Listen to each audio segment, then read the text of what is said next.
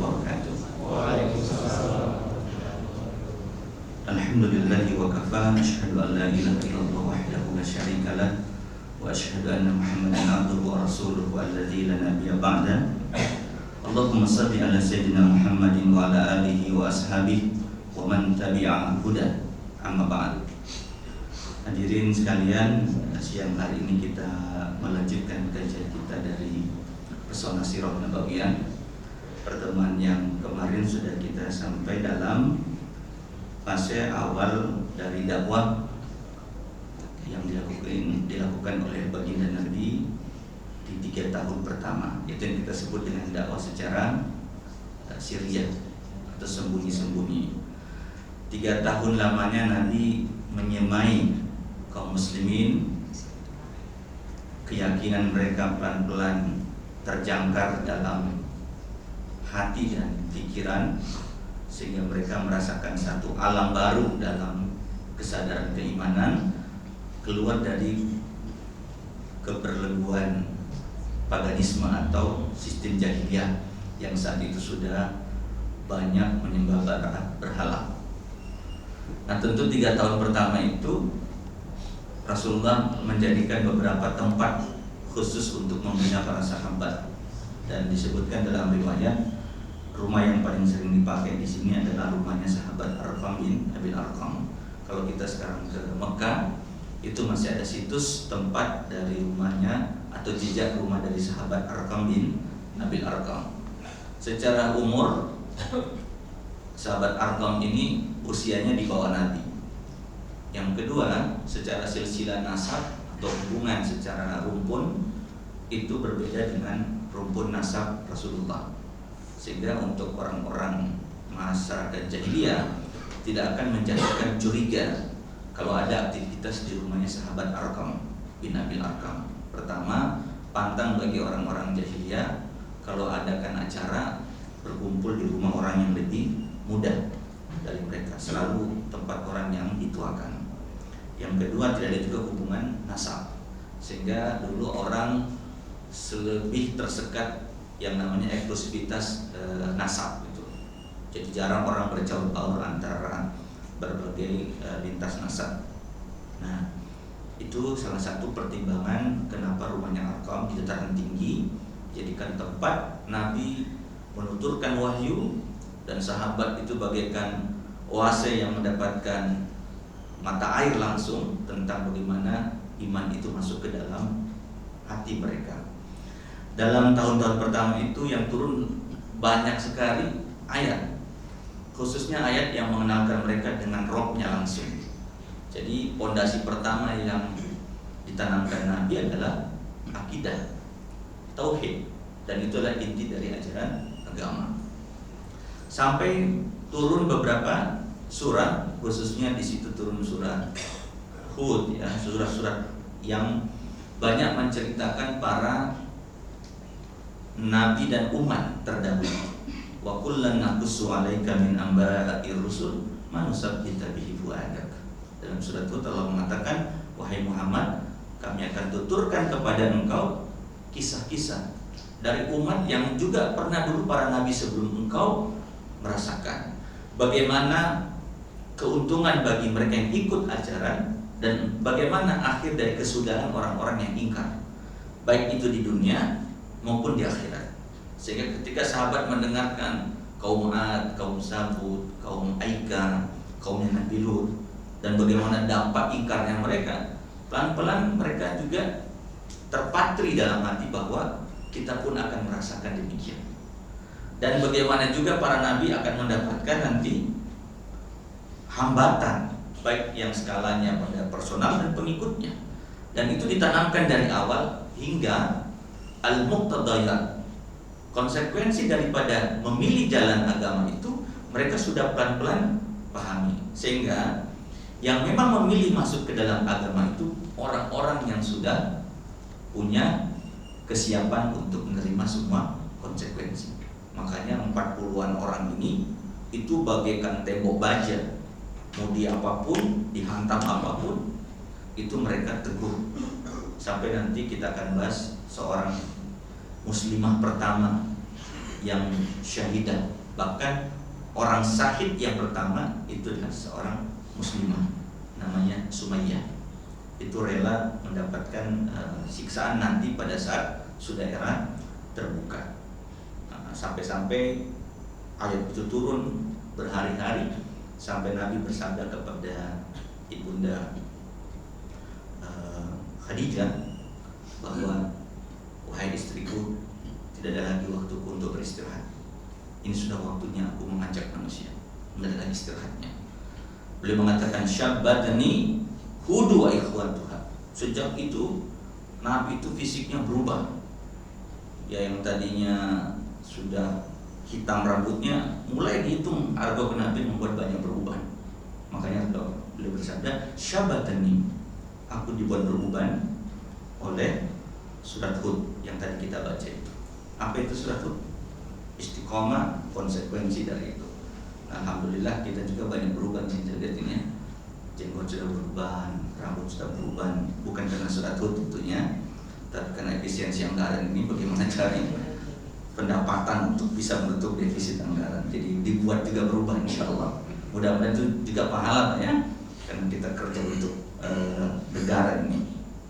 Baik, yang berikutnya adalah masuknya tahapan yang kedua, yaitu dakwah secara terang-terangan. Jadi tahun pertama, kedua, ketiga sembunyi-sembunyi.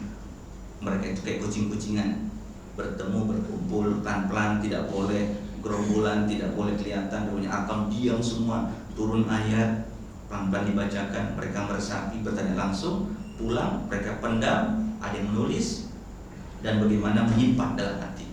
Itu yang terjadi tahun-tahun pertama. Nah, ternyata di tahun keempat, di saat sudah berjalan 3 tahun pembinaan kaum muslimin di Madrasah Darul Arqam, turunlah firman Allah Subhanahu wa taala menandai masuknya tahapan berikutnya, yaitu dakwah secara terbuka. Tidak boleh lagi pakai korden, tidak boleh tertutup rumahnya. Terbuka. Surat Allah dalam surat Asy-Syu'ara, wa anzir ashiratakal aqrabin, dan berilah peringatan kepada qarib yang terdekat. Jadi sudah disuruh menyeru tapi masih dalam circle keluarga. Nah, kalau tadi yang pertama circle-nya lebih kepada kolega, sahabat, orang-orang yang memang terhubung dengan Nabi itu baik dan trust kepada Nabi. Mereka inilah orang-orang yang terima dari awal Islam. Nah, ketika wa anzir ashiratakal aqrabin, berilah peringatan kepada kerabat-kerabat dekat, berarti itu tentang nasabnya Nabi. Bani Abdi Manaf, ya, kemudian bagaimana juga para sahabat-sahabat yang masuk kategori keturunan Rasulullah. Nah, siapa yang di sini diajak oleh Rasulullah SAW adalah kabilah beliau. Nah, bisa dibayangkan kabilah beliau ya, Bani Hashim, Bani Abdi Manaf. Di situ ada pembesar seperti Abu Lahab, ya, ada Abu Thalib. Ini paman-paman senior yang sangat dihormati, baik di kalangan kabilah beliau dan juga secara umum di kalangan bangsa Quraisy. Nah, ketika beliau mengajak Bani Abdul Muthalib bin Abi Manaf, mereka hadir. Jadi di sini disebutkan ada kurang lebih 30 orang. Tiba-tiba Nabi mengajak mereka, dan Nabi dengan usianya di bawah dari mereka. Pamannya ini sebenarnya karena egoisme tradisi Arab ini enggan untuk dipanggil, tapi karena yang memanggil ini kemanakan mereka yang tidak pernah dusta, mereka akhirnya seru. Mereka akhirnya menyeru apa yang diajak oleh Nabi. Cuma Rasulullah SAW di sini belum sempat berbicara. Kemudian di sini disebutkan bahwa Abu Lahab langsung angkat bicara. Jadi, mereka yang hadir di sini adalah paman-paman Muhammad, ya, dan anak-anaknya. Jadi itu juga adalah sepupumu. Maka bicara jika ingin berbicara dan tidak perlu bersikap kekanak-kanakan, kata Abu Lahab. Ketahuilah bahwa tidak ada orang Arab yang berani mengeniripkan dahi mereka kepada kaum. Kita ini terpandang. Sekarang jangan tampil sebagai kekanak-kanakan. Apa intinya? Kemudian biarkanlah urusan bani bapakmu ini. Jika engkau tetap bertahan pada urusanmu ini, maka itu lebih mudah bagi mereka daripada seluruh kabilah Quraisy kepadamu. Apa hajatnya? Kata Rasulullah SAW diam dan sama sekali tidak berbicara di pertemuan itu. Yang penting mungkin namanya juga ini baru berhadapan dengan nasab beliau, ada orang-orang terhormat, dan bagaimana memulai ini membuat Nabi dalam satu riwayat disebutkan oleh Ibnu Hisham di sini belum sempat ada pertemuan. Nah, di pertemuan yang kedua kali inilah kemudian beliau sallallahu alaihi wasallam kembali memanggil paman-pamannya itu. Dan disinilah baru beliau mengatakan ucapan yang langsung kepada jantung keyakinan bahwa beliau mengatakan segala puji bagi Allah, innal hamdalillah. Beliau mengatakan, dan ini satu nama yang asing bagi mereka ketika mengatakan hamdalah kepada Allah Subhanahu wa taala. Dan aku memujinya dan aku natawakkal alaihi, bertawakal serah penuh kepadanya, tidak menyebutkan Lata, Hubal, Manat. Itu yang membuat mereka ini apa? Kemudian dia melanjutkan di sini dengan kalimatnya, aku bersaksi bahwa tiada ilah. Asyhadu an la ilaha illallah. Ini kalimat sudah saksi. Walaupun beliau tidak menyebutkan aku adalah rasul. Di sini disebutkan Nabi tidak mengatakan di sini aku adalah rasul, tapi beliau mengatakan aku bersaksi bahwa tidak ilah selain Allah dan tidak ada semata-mata yang bisa disekutu atasnya. Jadi syirik tidak boleh lagi. Otomatis paham makna kalimat ini bahwa ada paman-paman mereka yang masih ikut dalam menyembah berhala. Kemudian beliau melanjutkan, sesungguhnya seorang pemandu tidak akan pernah membuat tersesat keluarganya. Artinya kalau aku ini adalah bagian dari keluargamu, tidak mungkin apa yang aku bawa ini, sesuatu yang akan aku sampaikan ini membuat kalian itu sesat. Sesungguhnya Allah dan tiada ilah selainnya. Dan sesungguhnya barulah sih belum masuk, aku adalah utusan Dia, Allah. Aku adalah utusan Dia. Dan demi Allah kalian akan benar-benar merasakan mati sebagaimana kalian tidur, dan kalian akan dibangkitkan kembali kepadanya dan akan mendapatkan hisab atas apa yang kalian buat, dan balasannya surga dan neraka. Nah, inilah intisari daripada perjalanan agama. Ada Allah, ada konsekuensi menyembah, ada balasan kelak nanti di akhirat. Maka Abu Thalib bereaksi. Paman yang selama ini mengadopsi beliau mengatakan, kami tidak suka menolongmu, menjadi penasihatmu dan membenarkan perkataan. Artinya yang kau sampaikan ini kami sebenarnya punya keengganan, ini berat konsekuensinya. Orang-orang yang menjadi keturunan bapakmu sudah bersepakat, wahai Muhammad. Aku hanya segelintir dari mereka yang hadir di sini. Maka lanjutkanlah apa yang diperintahkan kepadamu. Demi Allah aku senantiasa akan menjaga dan melindungimu. Namun aku tidak mempunyai pilihan lain untuk meninggalkan agama dari Bani Abdul Muttalib. Jadi jelas posisinya Abu Talib. Aku bagian dari keluarga besarmu, dan aku tidak mungkin meninggalkan apa yang sudah menjadi warisan daripada agama nenek moyang mereka. Itu posisinya. Dan yang paling penting kata Abu Talib, silakan kalau memang itu adalah perintah yang disampaikan kepada. Maka di sini yang membuat Abu Lahab juga terperangah dan mengatakan, wahai Abu Thalib, kamu urus ini keponakan, kamu urus dia. Ini tahu konsekuensi daripada akibat dari ucapan ini. Nah, itulah awal dari dakwah secara terang-terangan, tapi di kalangan keluarga beliau. Lusanya beliau mengajar lagi ke Bukit Safa dan Bukit Marwah. Bukit Safa itu beliau di satu bukit, beliau berdiri dan menyuruh kepada paman-pamannya datang lagi. Ada anak beliau, istri beliau, dan mengatakan, wahai orang-orang Quraisy, bahkan yang ada seperti itu, wahai paman-pamanku, wahai Bani Abi Manaf, wahai Abdul Muthalib, apakah kalian percaya kepadaku kalau aku bilang di balik Bukit Safa ini ada pasukan berkuda? Kata Abu Lahab, ya, kami tidak pernah berinteraksi denganmu kecuali engkau adalah orang yang percaya kami. Maka kata Nabi SAW, sesungguhnya aku memberi peringatan kepada kalian sebelum datangnya azab yang sangat-sangat pedih. Seperti wahai Fatimah, menyebut katanya, selamatkanlah dirimu demi Allah, sesungguhnya aku tidak bisa berbuat apapun terhadap diri kalian di hadapan Allah kecuali jika kalian mempunyai kerabat dekat dan beriman kepadanya. Sampai begitu. Wahai paman-pamanku, selamatkan dirimu. Maka memerah di sini Abu Lahab dan mengatakan, celaka engkau wahai Muhammad untuk selama-lamanya. Untuk inikah kau mengumpulkan kami? Dalam riwayat dikatakan bal asyral kalimat. Walaupun kalimat-kalimatmu itu yang 10 yang kami yakini, akhirnya kalau ini intinya, celaka kamu akan buat perang besar. Maka Rasulullah SAW menyampaikan langsung firman Allah, tabbat yada Abi Lahab. Maka celakalah kedua tangan Abi Lahab. Pamannya sendiri sudah mendapatkan ganjaran di sini. Nah, hadirin sekalian, maka era ini sampai di kerabat sudah clear. Tiba-tiba ayat yang turun langsung menyatakan tidak boleh lagi pada kerabat tapi kepada kaum muslimin. Fasda bima tu'mar wa a'rid 'anil musyrikin. Nah, ketika turun surat Al-Hijr ayat 94 ini, itulah fase tidak lagi untuk kerabat-kerabatnya. Yang penting tugas beliau sudah menyampaikan kepada keluarga, dan ternyata dari keturunan beliau, nasab beliau pada saat itu, terus terang baru Abu Thalib. Hamzah pun belum, Abu Thalib juga belum, Abbas juga belum. Sama lagi, kalau kita sebutkan paman bibi Nabi, tidak ada yang merespon saat itu. Hamzah memang ada benihnya, tapi tidak memperlihatkan ekspresi setuju atau menolak. Abu Lahab orang yang terdepan.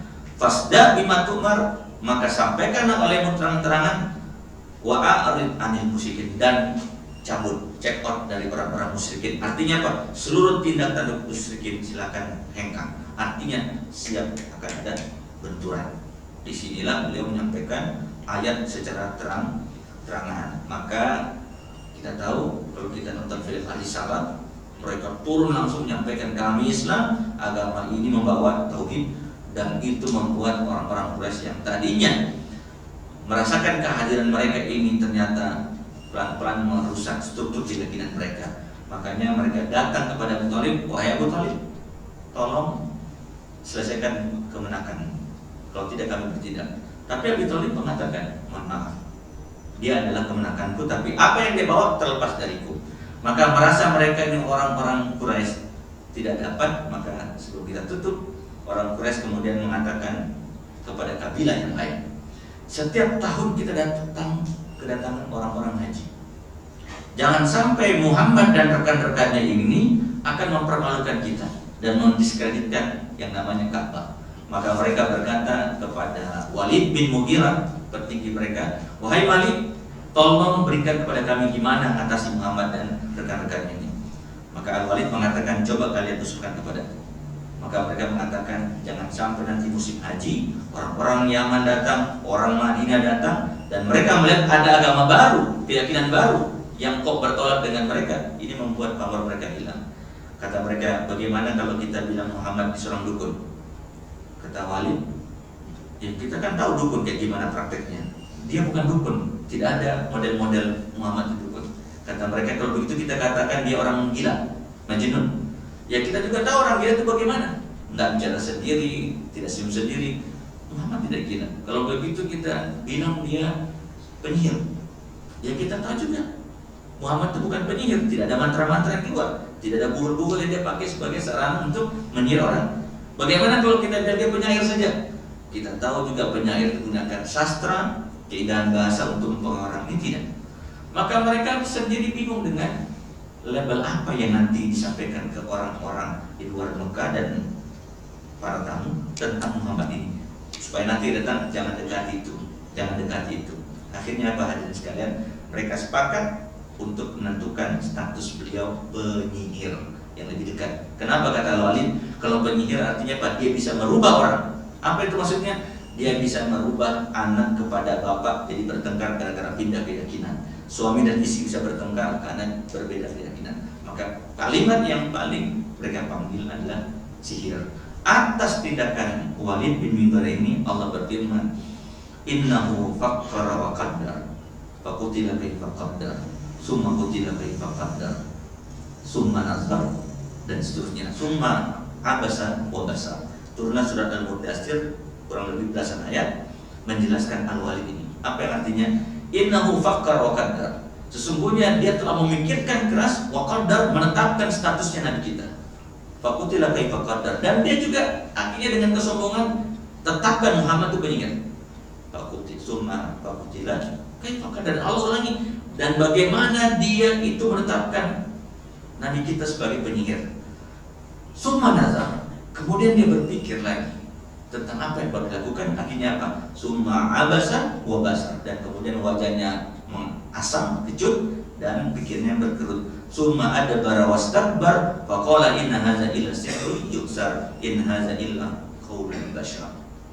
Ini tafsir tentang Al-Walid dengan kesombongannya. Akhirnya mereka sepakati, oke, mereka belum bisa berbuat apa-apa karena masih menghormati Abu Thalib, tapi mereka telah sepakat bahwa menjatuhkan label untuk nabi kita sebagai seorang penyihir.